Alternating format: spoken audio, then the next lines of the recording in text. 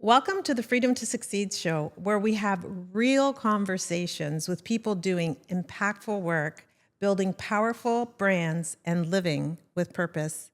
Today, I'm joined by someone whose story really resonates with the theme of what it means to bet on yourself. Dwayne Rutherford, welcome to the show. Well, thank you. Thank you for having me. Really looking forward to this conversation. Super excited to be here. Yeah, I was really excited when you said you were going to be on the show. Yeah. What I know about you is that you are the founder of Debonair Events, Corporate Events. Yeah.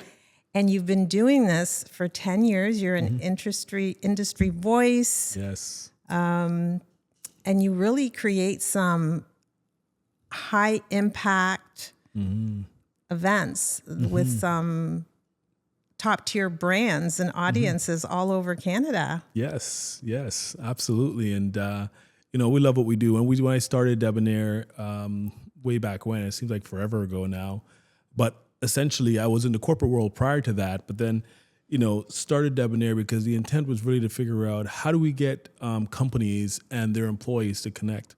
Being an employee at a previous company, I saw these opportunities there where companies were just not able to connect with their staff. And I realized that, when the people at work who are working for these organizations, essentially they're really working for the person beside them and they're working for their boss. They don't look at themselves as this big company person. So, I wanted to take a step back, start my own business and start figuring out how do we get these companies to really understand the impact of their employees and make sure that we're celebrating them and show them how to help connect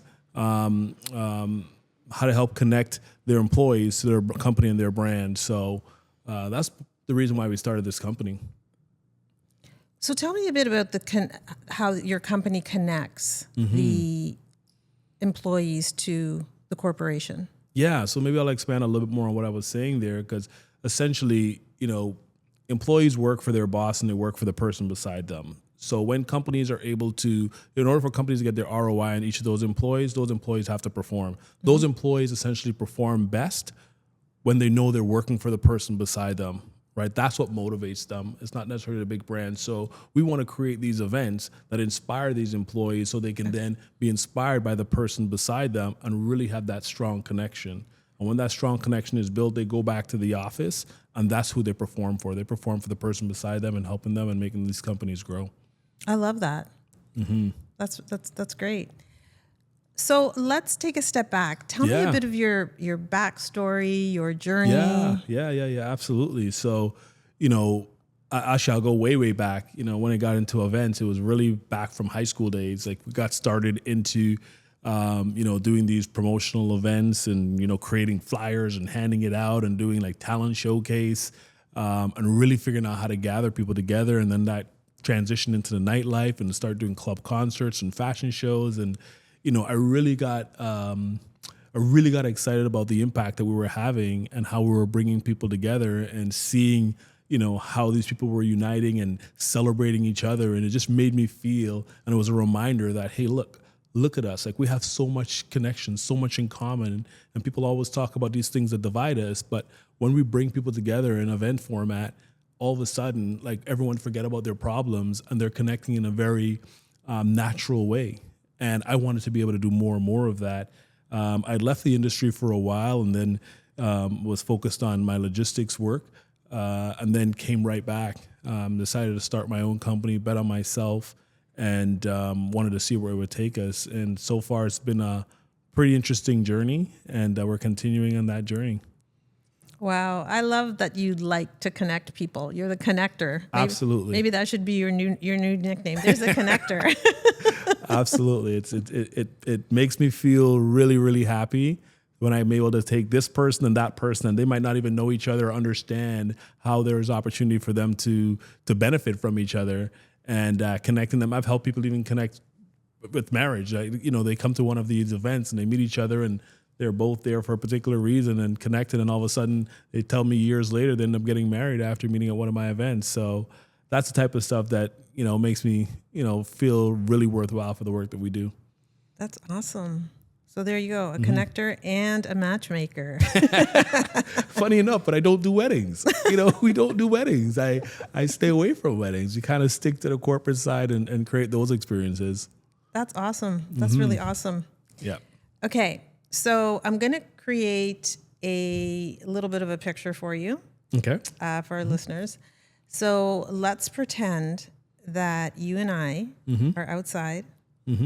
It's a nice sunny day. Yeah. It's warm. We're at a river. I'm on this side.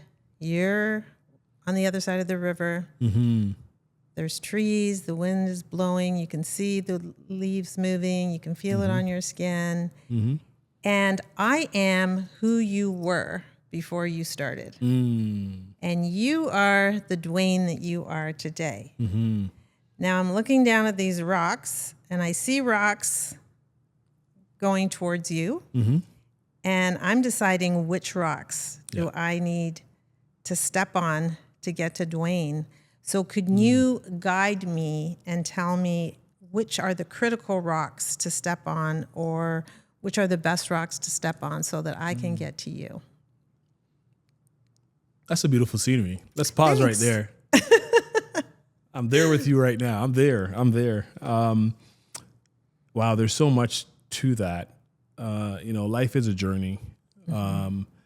And there's so many milestone moments. I guess we can equate that to the different rocks in your reference. For me in starting this business, there's a lot of things that I know I wanted to do. There's a lot of mistakes that I've made, a lot of money that I've lost. Let's put that on record.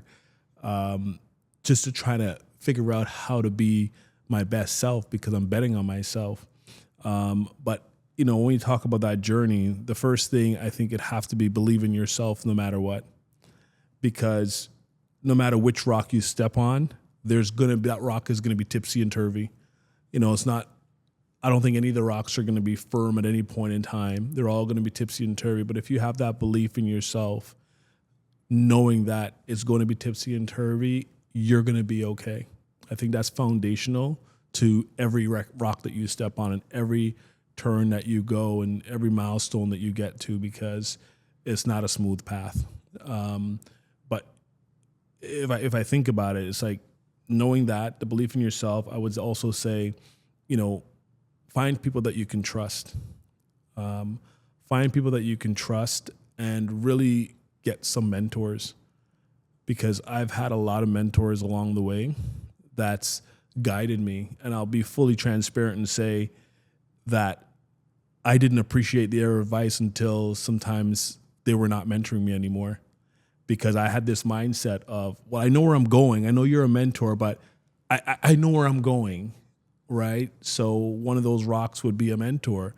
And when the mentor, if they have the experience and they've been able to prove that they've done what it is that you're trying to do, trust in what they're saying. Because if someone is being a mentor, they actually really want to help.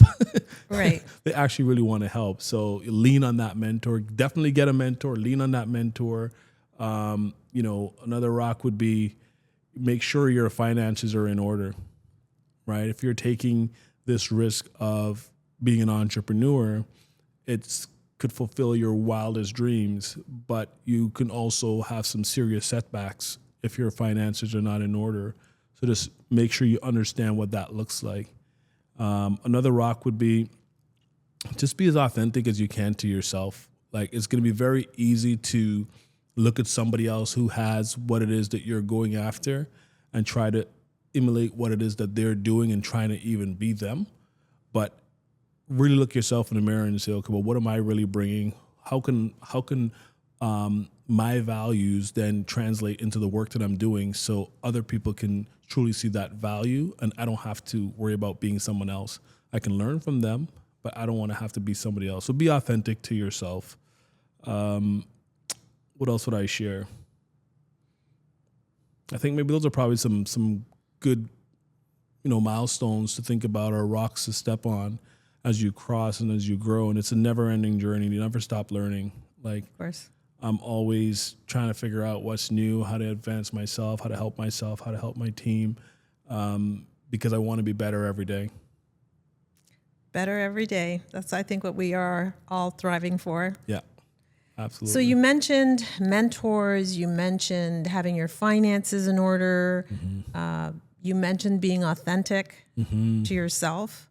Those are some great rocks for people to grasp onto. Another thing that you mentioned was that you believed in yourself. So other than believing in yourself, what do you think it was that was inside of you that gave you the courage that made you want to bet on yourself? What do you think that was?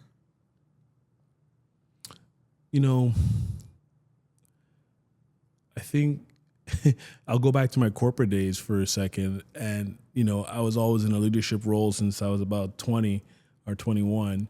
And even at that age, I was mentoring and helping people, and I was able to help them grow a lot further than they thought they were able to grow, and help people get promoted and succeed and achieve things that I haven't yet achieved. And I continue to do this, and people continue to believe in my advice and listening to me and continue to grow and build. And I found that, you know, I'm helping all of these people, and I'm showing them how great they are. And I want to be just as great, but I'm not doing it. And I really started to look at myself in the mirror and ask myself, am I a fraud? How can I be guiding and helping people to be entrepreneurs and giving them guidance? Even though I'm with a big company, I have lots of opportunities and, you know, leadership and experience, but I've not actually been an entrepreneur in the same capacity that I'm trying to help others be. So I started thinking, am I being a fraud?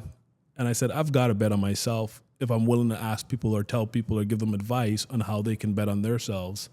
And that was one of the foundational reasons why I wanted to take this step to see, you know what, am I truly made of what I think I'm made of? And can I really do the things that I want to do and stop doubting myself and really believing in myself? So it was, you know, I started listening to a lot of motivational tapes and videos and YouTubes and trying to get over that hump and figuring out when is the right time. And, you know, it just hit me and I said, if I don't do it now, I'm gonna live with regrets. And I really started to build up this belief. It wasn't always there, so it did take some time to cultivate, but I really started to believe in myself in ways that I never had, and decided to take the jump. And best decision I've made in my life. It sounds like it. Absolutely. So you did mention you started listening to inspirational stuff. So it sounds like you did some work on yourself first, and who you needed to be before you could step out and become the success. Is that what I'm understanding from you? 1,000%. 1,000%. That's the same thing that I find in doing what I do, in speaking to entrepreneurs and coaching them, is oftentimes people want to create big lives. And they say that the conscious mind is the goal setter. It's the unconscious mind that's the goal getter, because our unconscious mind is what creates all the actions, which leads to the results. Yeah. And it's somewhere along the line, they've had experiences where they made the decision that either they couldn't do it, or like you mentioned, they would be a fraud, or it wasn't going to happen. They're just maybe not good enough, not talented enough. No one's going to like them. No one, whatever it is. And luckily, I have techniques that are able to eradicate these limiting beliefs and negative emotions, so that people can then set the goals and start taking the steps, because their unconscious mind is actually supporting their conscious mind. So that is definitely a big thing on working on yourself to create the big life that you want. Absolutely. I agree with that. And to know that you have those tools in place, like that's what entrepreneurs need, because, you know, at the end of the day, we all know what it is that we want to do, but we all have to fight with this subconscious mind and our limiting beliefs. So we do need the tools to help us get past those hurdles, because they will happen regardless of what your success is. it will continue to happen. So it's about having the right tools to allow you to get past those hurdles for sure. So you've built long-term relationships with your clients. Tell me what's so important about building long-term relationships in your business. Oh, wow. Look, long-term relationships with clients are essential to the foundation of every business. You need to have those core clients that are really going to allow you to have foundational revenue in which you can build and grow on. And that allows you to have a certain level of staffing because you know that revenue is coming in, and then you have consistent work for the people on your team. Long-term clients is also a validation of the quality of work that you do and the respect that they have for your work. And they're also going to be your biggest supporters, your biggest fans, your people that are going to speak the loudest for you from a testimonial standpoint. And that also attracts other clients when they see, hey, look, you've been working for X client for X number of years, and they're obviously a big client, or they see value in you in this way or that way. So long-term clients for me are essential. I invest more in that area than I do in any other areas because it's so hard. It's so hard for the work that we do, especially to acquire a client and onboard a client. So it's far more economical to do whatever you can to maintain and over service those long-term clients, because that's the core and the foundation of your business. Right. That is definitely something very important in business. I know that with my long-term clients, it's such a validation when they just call you. You don't have to worry about the business, just flows in, and you know that they trust you. They know, like, and trust you. Absolutely. And you're not having to prove yourself again and again. And of course, that has the stability there for your business. Yeah, that trust part is key. I should have used that specific word because it's so important, right? Like, that shows that they trust. They trust you. They trust your ideas. They trust your vision. And they trust they'll probably make some mistakes, but you also fix those mistakes, right? And that is absolutely key. Well, you're getting them the results. They're happy with the results, That's so what why change comes it? down to. And the results are so important. It's everything, really, because in the work that we do, specifically with corporate clients, it's critical for us to ensure that every event that we do, that they can see, really what is their ROI on this event, because the events that we do are, in some worlds they're quite expensive. But what is their ROI? Are they truly getting that return on investment? What is their ROO? Like, what are they getting their return on objectives? Like, every company has these objectives in which they're trying to attain by the end of the year. How does this event now fit in with that overall objective, right? And we have to be able to show how that alignment will take place. And the other one that that we work on with our clients is really to show them, what is the return on an emotion, right? So this one's a little bit more difficult to measure because, when it comes to emotional impact is, people can be at your events, whether it be your staff or you're bringing your clients in, and that emotional impact might not be seen for 3-6 months potentially, when they're walking somewhere or they remember the event or they met someone at your event and now they see your product or service somewhere else, and then they start telling the story about the impact that they had at your event. So that's an emotional impact that's a lot longer lasting, but sometimes it takes a little bit longer for clients to see the impact.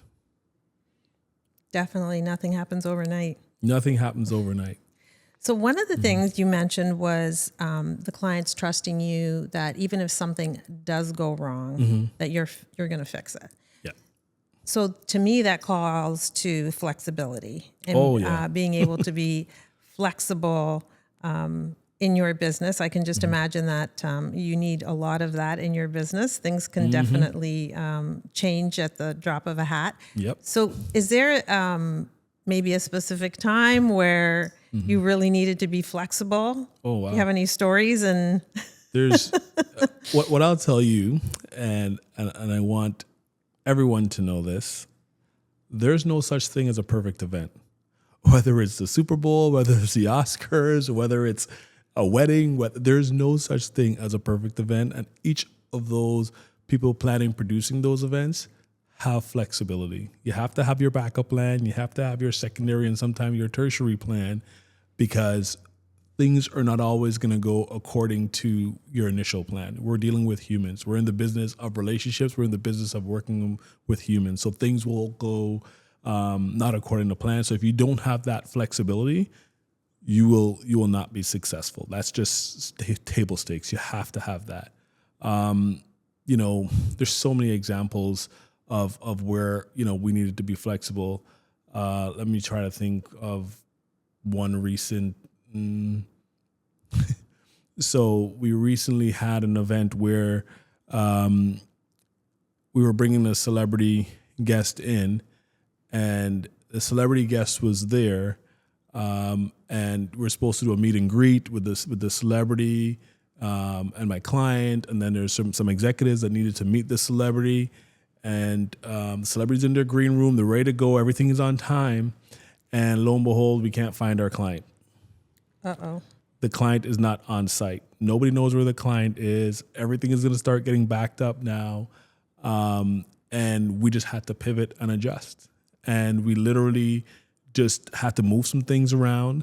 At the end of the day, the client's most important. So we did not want to have the client miss the opportunity with the celebrity.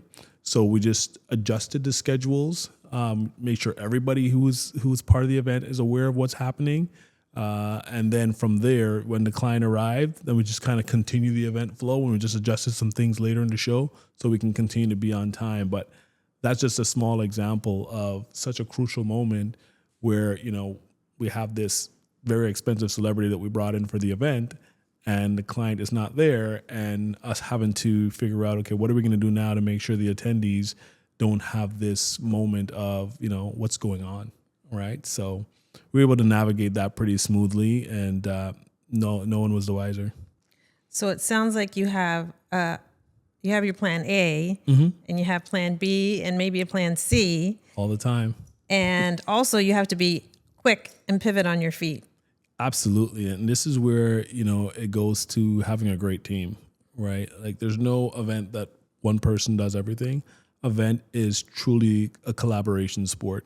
And if you don't have the right people on your team that understands all the aspects of the event intimately, even if they're not responsible for it, you will have some potential slip-ups. But you may be working with AV, but then you see something going on in another area of the event that you don't touch. It's still your responsibility to act and say something and get the right person involved to make sure that does not have a negative impact on the attendee experience. And the people that we work with, like we've got a solid team, a solid list of suppliers that we can depend on every single time. And, that they really make us look good. Like we may get the credit, but it is all because of the people that we work with.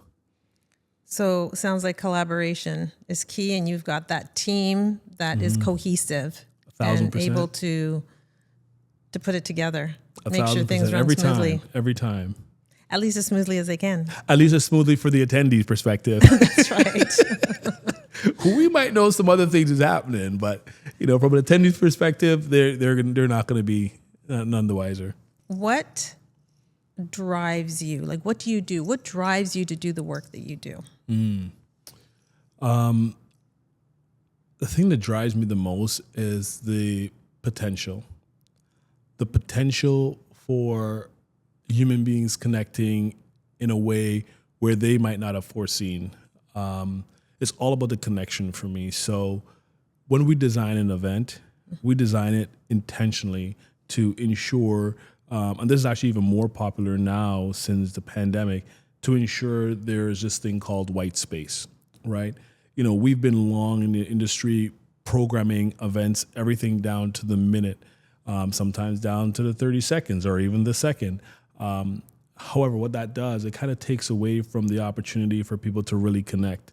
And it's only when people connect in a very authentic way, where we're doing these things to curate this authentic connection, is where these relationships start to build and foster. And then they're able to take that relationship from that event into another space where they can then potentially make a deal. But that connection that starts at the event is what inspires me and what drives me, because I want to create more of those. I haven't figured this out yet, but I really want to figure out how do I count or measure the number of connections that we're able to make at each of our event, because that's what translates into profitability, into long-term relationships, into opportunities that you may never have been able to had unless you met at that event. Sounds like you need some kind of a follow-up system.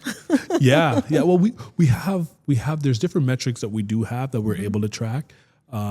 Specifically around ROI and ROO.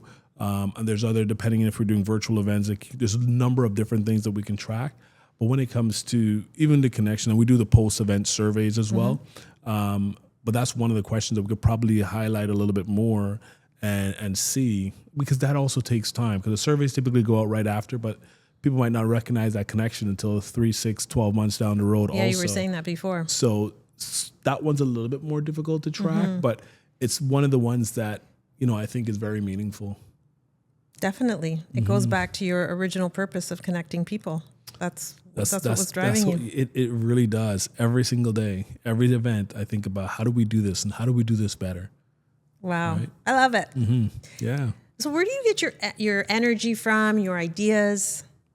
Where do I get my ideas? I think I'm inspired by other people in the industry. I'm inspired by the fashion industry. I'm inspired by almost everything that I see, because I always try to say, okay, well, how can this now be curated in a way whereby it's having an impact on the different type of events, or how can we use this situation to learn from, to add on or augment something else that we're doing.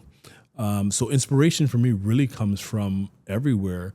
But I do look at what other people are doing around the world and see how they're interpreting the experiences that they're designing for folks, and see how I can then lend or learn from that to then enhance my events. So it sounds like you're open and you're always looking to see what's currently going on. Oh, you have to bring that in. We have to know what the newest trends are and what people care about, and what's motivating them, and why do they even come to the event, and why they're not going to come to an event, to make sure that we're putting the things in place that when they're there, our event now becomes this memorable moment for them that they can keep as a milestone. Wow.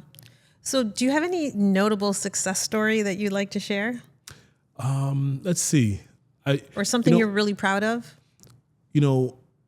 One event that I'm really proud of, it'll take us back to us coming out of the pandemic, because it was at the time, it was one of my biggest events, but it was also, there was so much uncertainty. Like, we have to understand the time. Yeah. And literally what was happening is we were marketing and supporting this client on this event coming right out of the pandemic. And it was planned to be about a 1,500 to a 2,000 people event. But we didn't even know if we were going to open, because the rules weren't allowing people to come out. And they were changing every week. And they were changing all the time.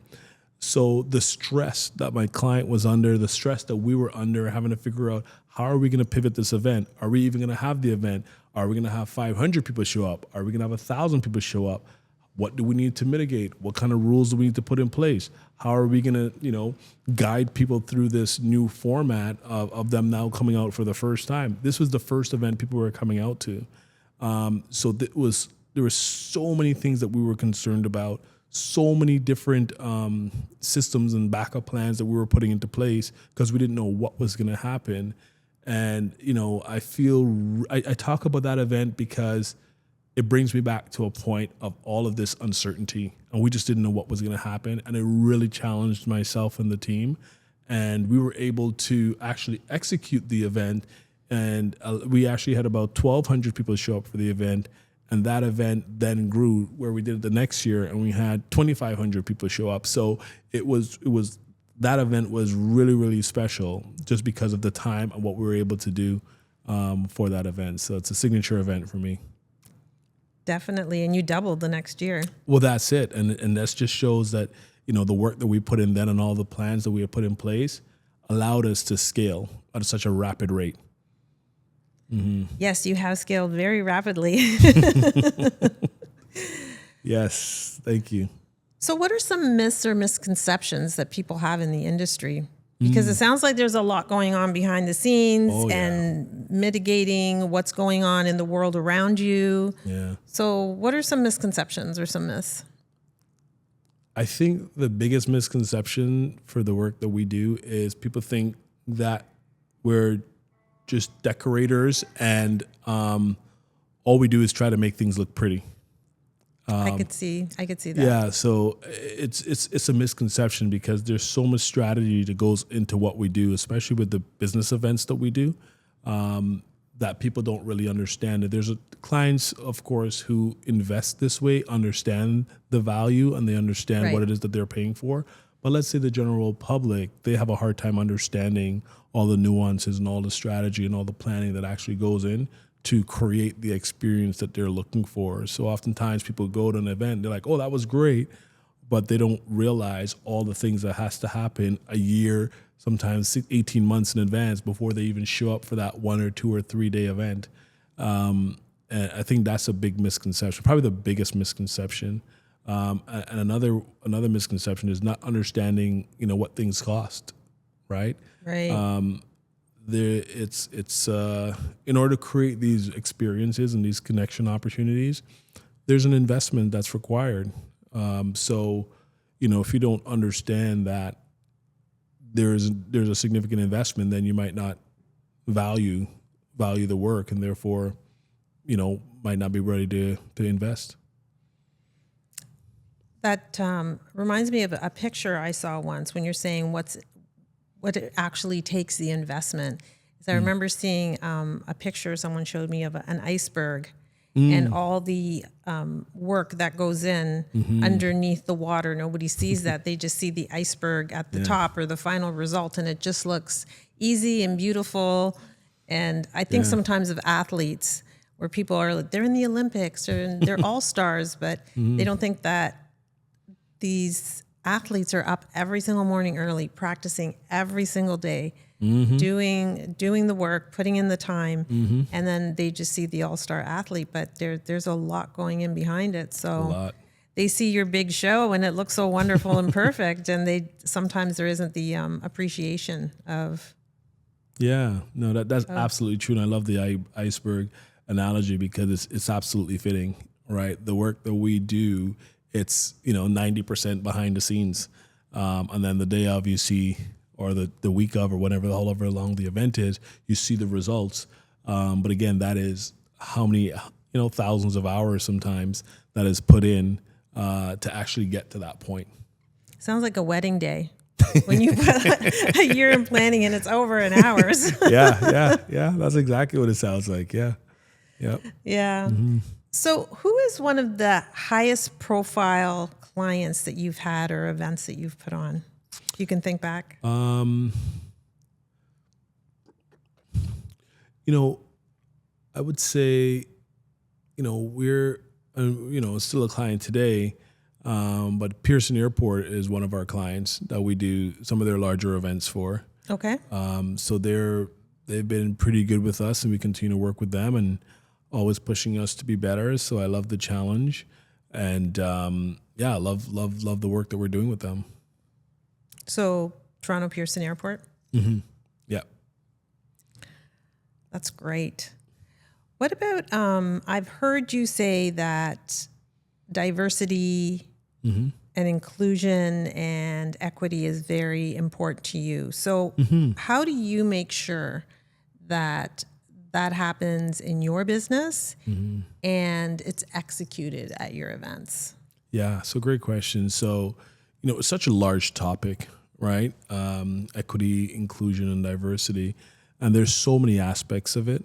From a company standpoint, we're always going to take the position of, are we being equitable? Are we being equitable in everything that we're doing from a company standpoint?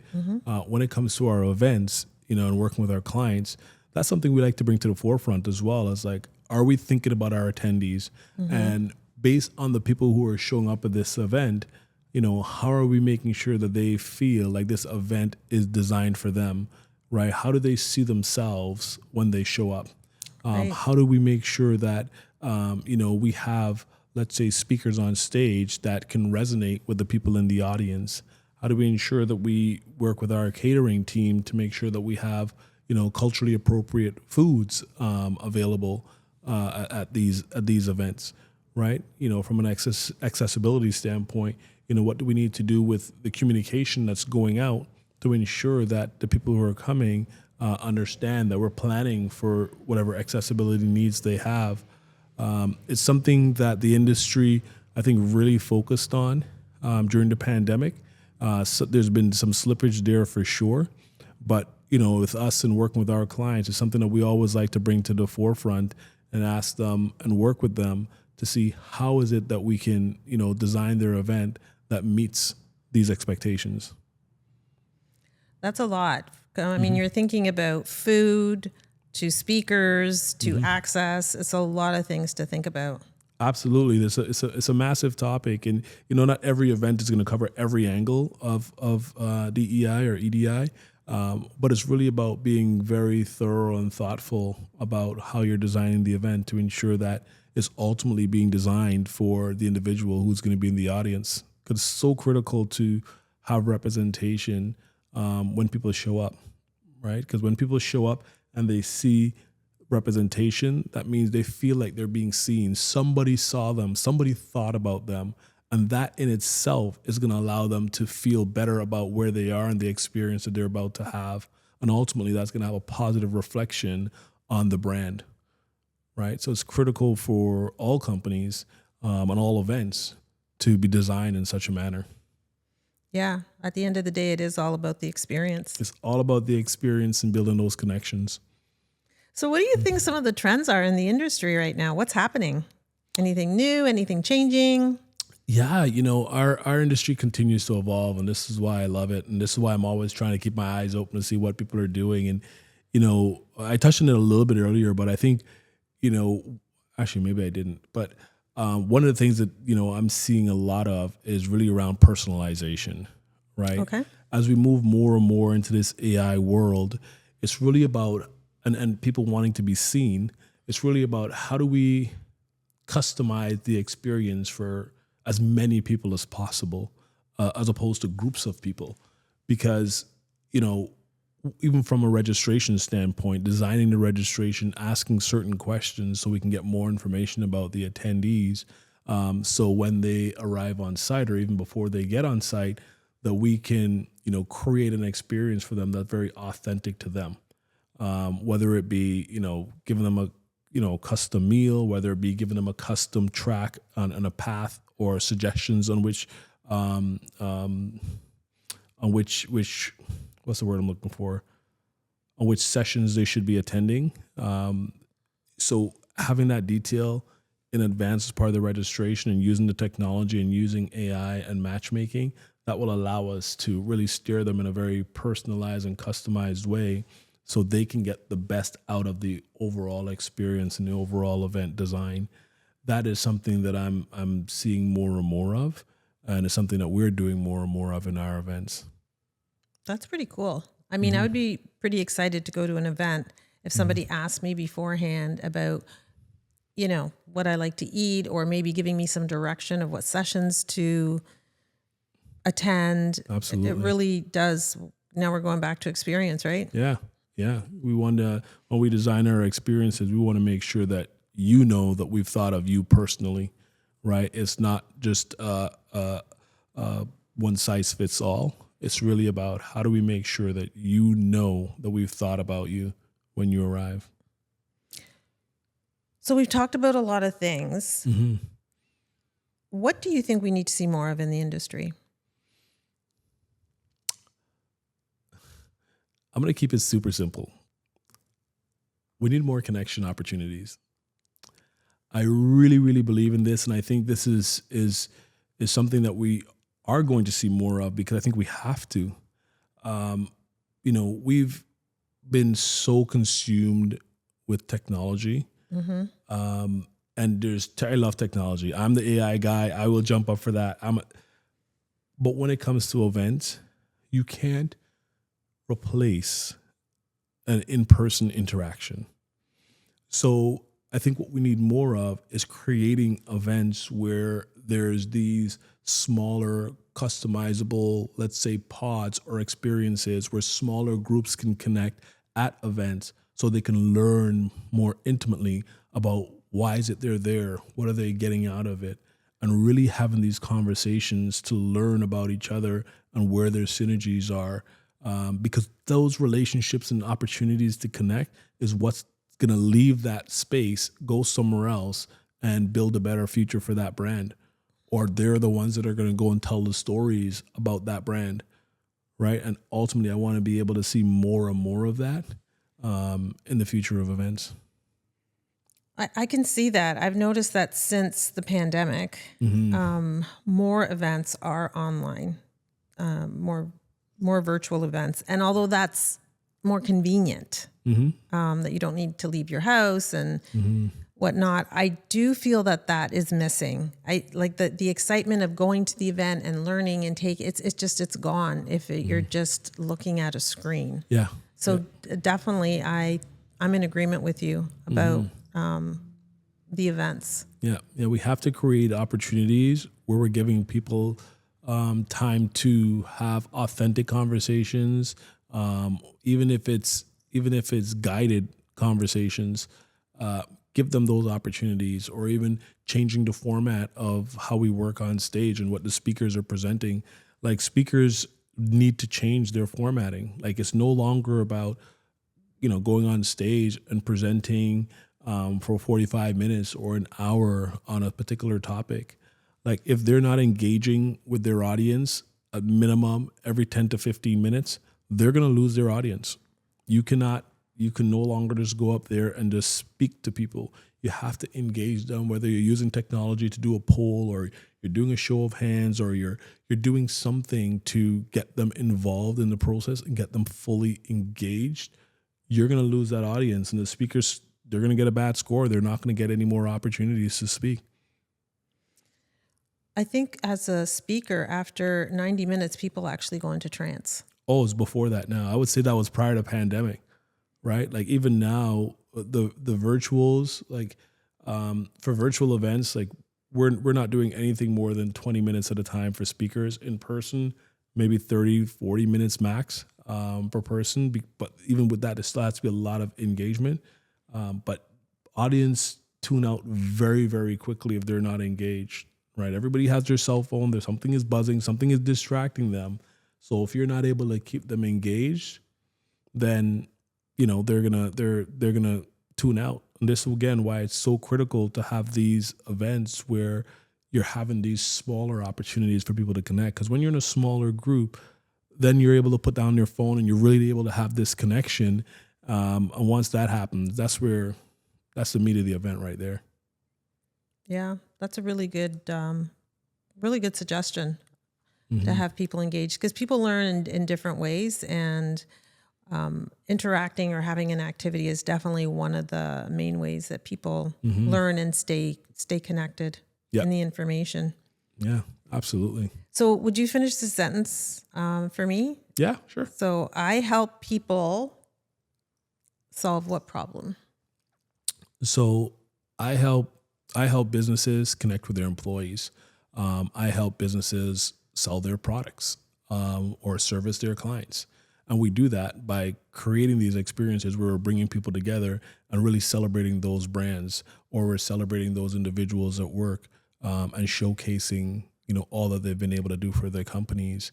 And that allows for employee retention, and that allows for, greater ROI in the future. Because if you have the best people working for you and they want to stay working for you, you know what? You're going to have better customer retention. You're going to have more customers. You're going to have more ambassadors. So these are all the benefits of these events that we do, all these corporate events, and bringing people together for business purposes. Yeah, that's amazing. So if you were to give someone some advice that wants to step out into the industry, what would be the advice you would give them? The industry is so big. There's so many different things you could be doing in events. Okay. And there's so many things I'm not doing in events because it's so big and you can't do everything. And I guess that's really where I'm going, is that because you can't do everything, have some idea of what it is that you want to do.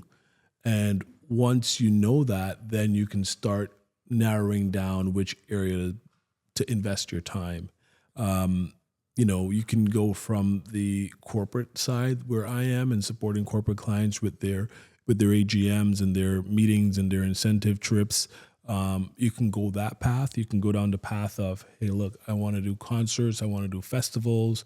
You can go down, a different path and say, hey, I want to do weddings. I want to do, social events. So there's multiple different ways and streams in which you can go down in this industry. So it's really understanding where you want to go and why you want to go there. Right. And once you know that, then you can really start to narrow down, okay, well, what association should I join? Where do those people go? How do they get their clients? And really starting to fine tune and understand what it is, what problems you're solving. So what you're saying is niching. Niching is very important. It's critical to success. I'm guilty in the sense that when I started, I thought I can just, throw my net out there and start fishing and all these fishes are going to come into my net. But that was not a reality. The reality is the more you're able to niche is the more opportunities that will come your way. I heard this metaphor once that if you have a really big net, the bigger the holes, the more fish get through the net that you lose, whereas the smaller the net, the more fish you catch. I love that. I believe in that. And that's said so much more eloquently than what I was trying to say. But that's what I was trying to say. Don't you love my stories? That's what I was trying to say. No, that's great. I might borrow that one from you. I think I might borrow that one. I'm sure I got it from someone else. Yeah, that's what it is, because I'm guilty. That's what I was trying to do. I was casting this net. I said, I'm going to do this, I'm going to do that, and market myself. I could please everyone, and realize that attracted no one, because people are like, well, I don't know what you do. So right? Niching is it. So as a successful businessman, tell me, I'm going a little bit sideways now. Yeah. Tell me about your morning. What's important about, if you were to say what would be your best morning, is it coffee or mindset? It's mindset. It's always mindset. I start my days at 5 a.m. and, I use that time I literally get up, I stretch, I meditate. I stretch and I meditate for about half an hour, 40 minutes, and then I try to read for 20 to 30 minutes. And then I take 10, 15 minutes to plan out what my day is going to look like. And then I turn on my computer. So I'm already up for an hour plus before I even look at my computer, because it's all about mindset and getting your mind right for not only what you have planned for the day, but also all this other stuff that's going to come at you that you don't know. But if you're already in the right mindset from the beginning of the day, then you can tackle whatever comes at you. 100%. I find that the days that I do my meditation first, the day turns out so much different than if you're rushing and you skip that. It really makes a big difference in how the day turns out. I'm on board. It's absolutely a fact for me as well. I my kids know I do that. Like, everybody knows that is my routine. Because I need it. I need it to kind of keep the energy right. And I'm an energy person, right? So I like to feel the right energy and attract the right energy around me. And that's part of me, being one with myself, so I can then attract the right energy. Awesome. So how do people get a hold of you? How do they connect with you? Absolutely. Probably the best way is to connect with me on LinkedIn, which is simply my name, Dwayne Rutherford. I also have Debonair Corporate Events on LinkedIn as well. Social media, we're really need to do a better job of ramping that up, and we're going to start doing that. So we'll be more active on Instagram and Facebook. We're definitely going to be more active there. And, it's email is always the best. But if there's an opportunity for some immediate business, phone call is probably one of the fastest way as well. At 647-822-4607. Is probably the fastest way if there's an immediate need for some business opportunities. Excellent. So you know where to find them, folks. Well, Dwayne, thank you so much for being Or are we here. done? This just feels like it I ran know, by it's so just quick. a great Like, conversation. how are we done already? Sharing your insight, your expertise, sharing your heart. I really appreciate you being here today. And for our listeners, if this episode resonated with you, don't forget to share it with someone who needs to hear it. And we'll be back soon with more conversations that inspire action. And until then, keep betting on yourself.